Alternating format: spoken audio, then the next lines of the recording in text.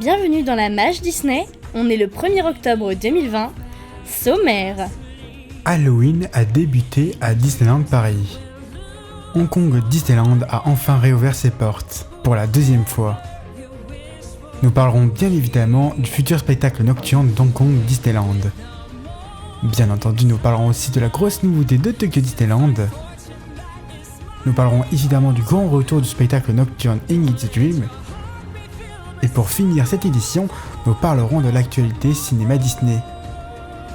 Bienvenue dans la Mage Disney numéro 24. Depuis le 26 septembre 2020, Halloween a débarqué à Disneyland Paris. Alors vous le savez, Halloween cette année est très différent de ce qu'on a pu vivre dans le passé. Pourquoi? Vous le savez, la crise du Covid-19 est toujours présente. Mais cependant, personnellement, Disneyland Paris m'a bien surpris. Car après un été en demi-teinte, avec notamment l'annulation de Jungle Book Jive et les rythmes de la Terre, Disneyland Paris a quand même voulu proposer du divertissement. Et il y a notamment quelques surprises. Tout d'abord, le matin, quand vous arrivez sur le parc, cet été, les visiteurs rentraient sur le parc avec la musique Welcome Back et les personnages Disney à la gare de Main Street.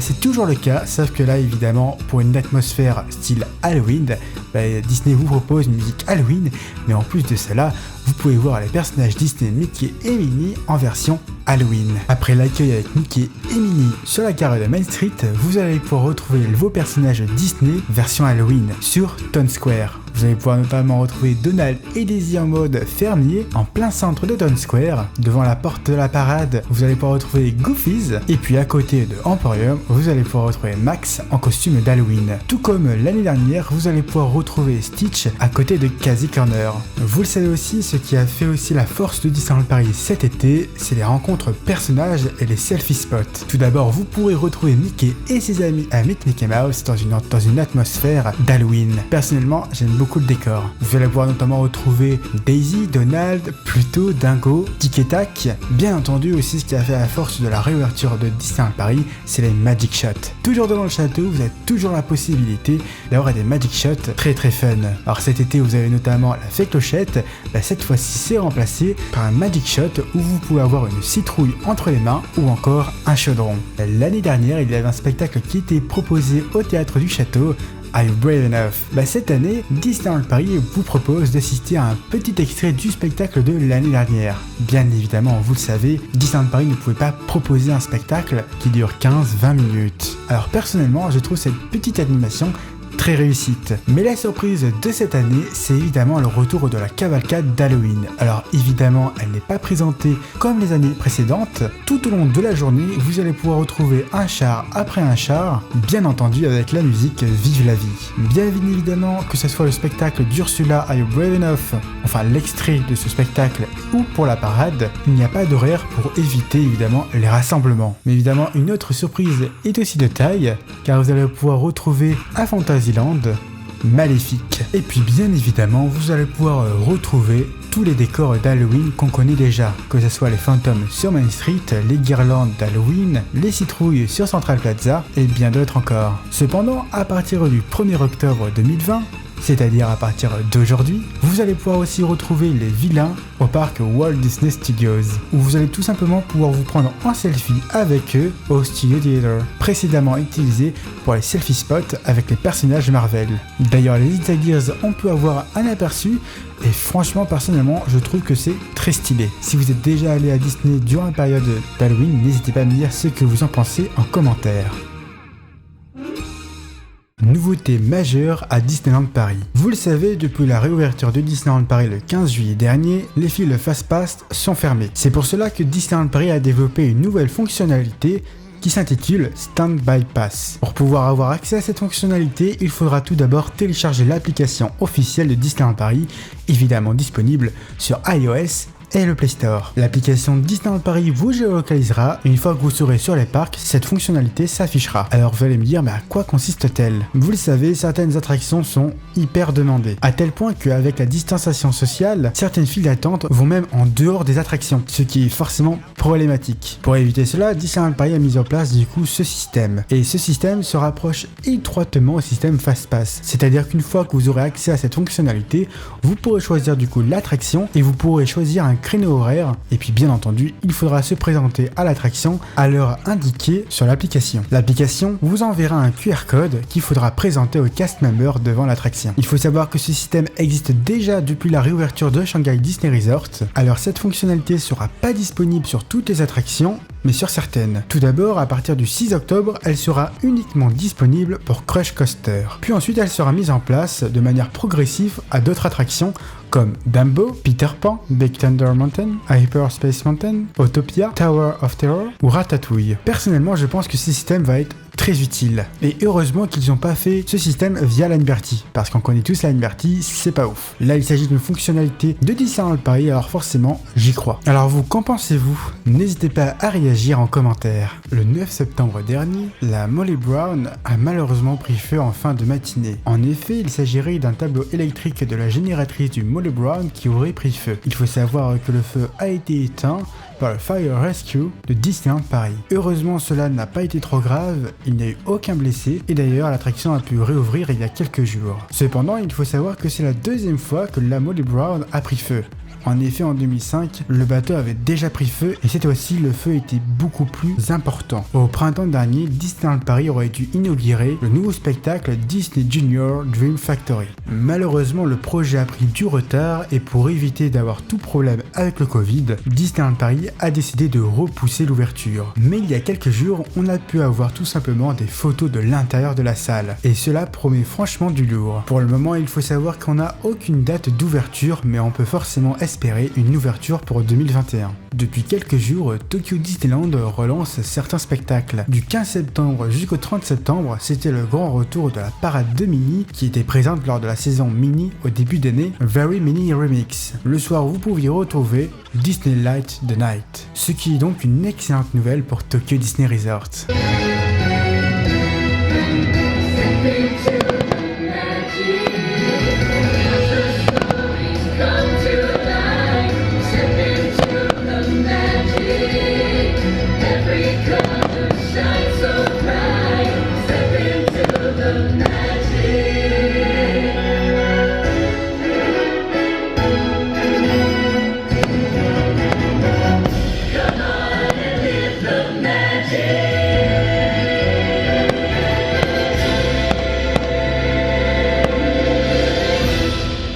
Mais vous savez, la plus grosse nouveauté de Tokyo Disneyland durant ce mois de septembre, c'est la toute nouvelle attraction La Belle et la Bête. Cela faisait plusieurs mois que les fans attendaient que ça, la nouveauté de Tokyo Disney Resort. Et d'ailleurs, les animatronics ont l'air extraordinaires. Mais cependant, l'attraction a été aussi pas mal critiquée. Notamment sur le fait du manque de décor, mais aussi sur le fait de rester dans une salle aussi longtemps pour au final pas grand chose. Et vous d'ailleurs, qu'en pensez-vous? N'hésitez pas à me dire ce que vous en pensez en commentaire.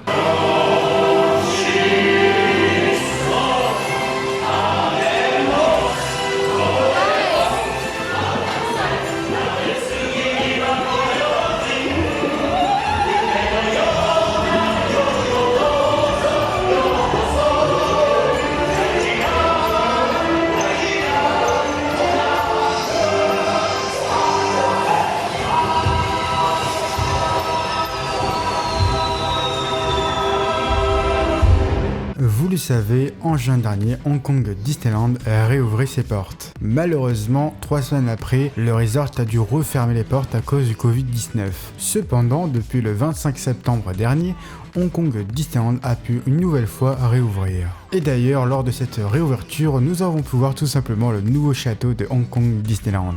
Mais en plus de cela, quelques jours avant la réouverture, nous avons pu voir sur différentes nuits des répétitions pour le nouveau spectacle nocturne. Il faut savoir que pour le moment, à cause du Covid, il n'y a toujours pas de date concernant l'arrivée de ce nouveau show nocturne, cependant les répétitions avancent très vite. D'ailleurs, la régie du spectacle est déjà installée. La question qu'on peut se poser maintenant est: est-ce que l'on verra le spectacle d'ici la fin de l'année? Malheureusement, il n'y aura pas d'extension pour Hong Kong Disneyland. En effet, il y a quelques jours, Disney a perdu les droits concernant une possible extension de Hong Kong Disneyland. Le gouvernement d'Hong Kong a refusé de repousser la date, ce qui veut dire que Disney vient de perdre les terres où il devait y avoir cette extension. C'est un nouveau coup dur pour Hong Kong Disneyland. J'espère sincèrement qu'un jour ou l'autre ce parc ira mieux. concernant Shanghai Disney Resort, je vous rappelle que c'est le premier resort qui a réouvert ses portes. À l'heure actuelle, Shanghai Disney Resort a retrouvé ses spectacles, etc.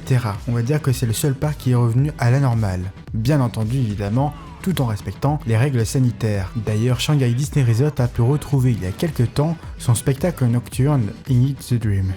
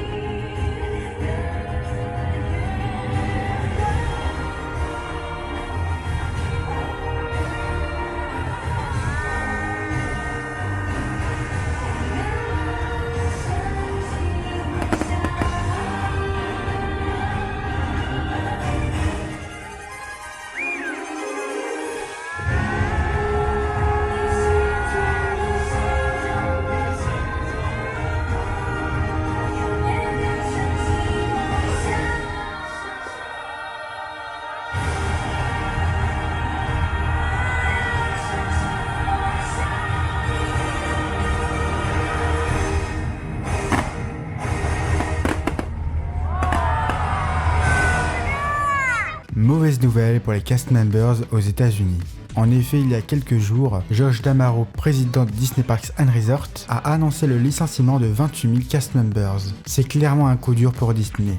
Bien entendu, ces licenciements sont uniquement aux États-Unis. Disneyland Paris n'est pas impacté par cette décision. Et maintenant, il est temps de passer à l'actualité cinéma Disney et générique.